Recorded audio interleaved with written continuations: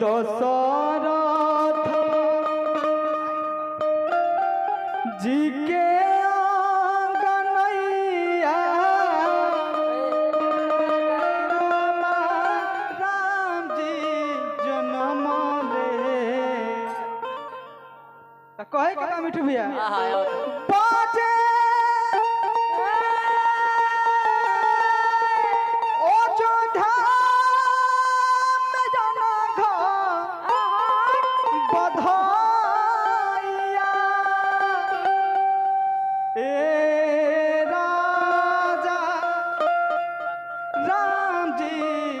जन्म ले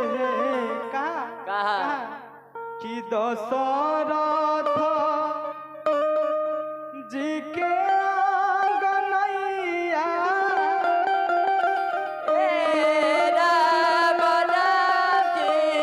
जन्म ले। ठीक बा ठीक लगता ना कि बाजे ओ जोधा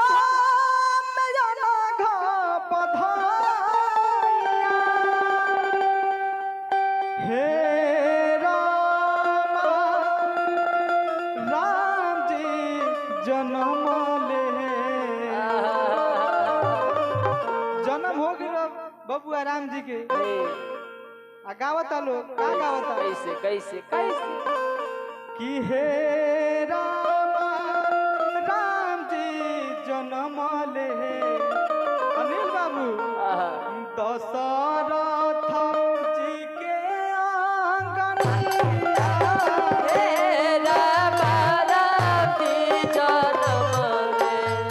दशरथ जी के आंगनैया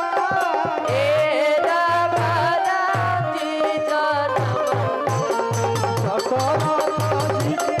आंगनैया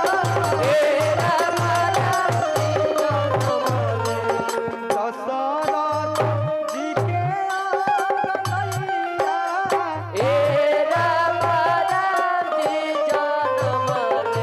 आंगनैया दशरथ जी के आंगनैया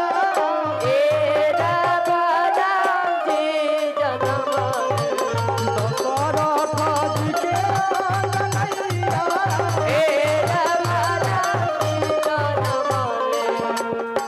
बाजे अयोध्या में बधाइया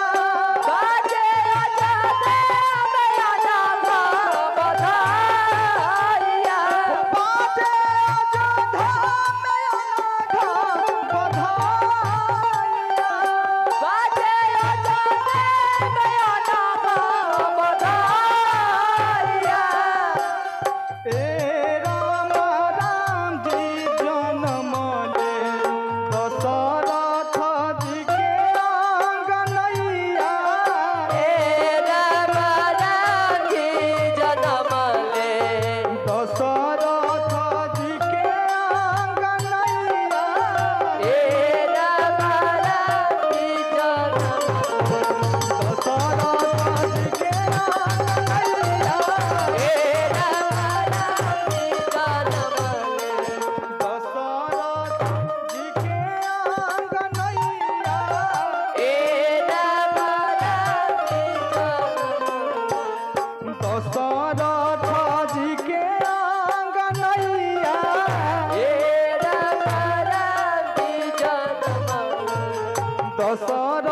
के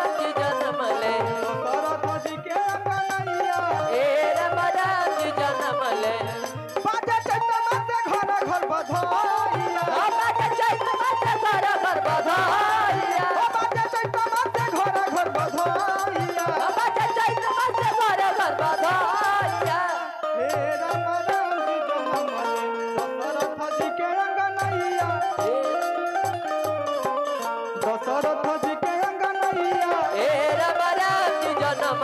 दशरथ जी के अंगनैया ए राम राम जी जन्मले दशरथ जी के अंगनैया ए राम राम जी जन्मले दशरथ जी के अंगनैया ए राम राम जी जन्मले दशरथ जी के अंगनैया ए राम राम जी जन्मले दशरथ जी के अंगनैया ए राम राम जी जन्मले दशरथ जी के अंगनैया ए राम राम जी जन्मले दशरथ जी के अंगनैया ए राम राम जी जन्मले दशरथ जी के अंगनैया ए राम राम जी जन्मले दशरथ जी के अंगनैया ए राम राम जी जन्मले दशरथ जी के अंगनैया ए राम राम जी जन्मले दशरथ जी के अंगनैया ए राम राम जी जन्मले दशरथ जी के अंगनैया ए राम राम जी जन्मले